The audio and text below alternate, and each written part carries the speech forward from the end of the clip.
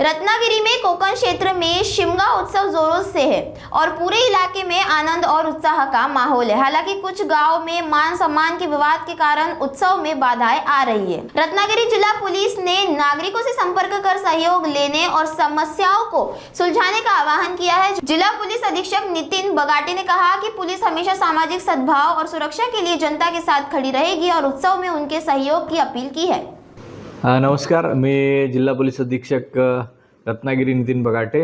शिमग्यो आलो रे म्हणजे कोकणाचा जो सण आहे शिमगा, तो आता आलेला आहे आणि गावागावामध्ये खूप आनंदाचं आणि उत्साहाचं वातावरण आहे आणि सगळे नागरिक आम्ही सुद्धा गावाचं नाव काय आत्ता आपण गेलो होतो पालशेत गावामध्ये आम्ही एका उत्साहात सहभागी झालो।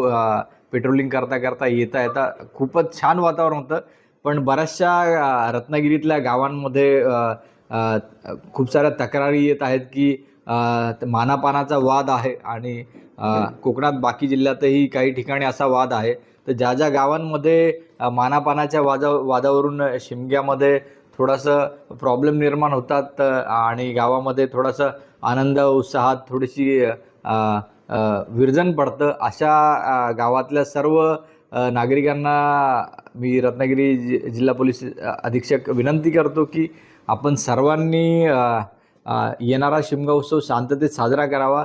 आमचे पोलीस बांधव आपल्याला काही प्रॉब्लेम असल्यास आपण तात्काळ त्यांना कॉल करावा।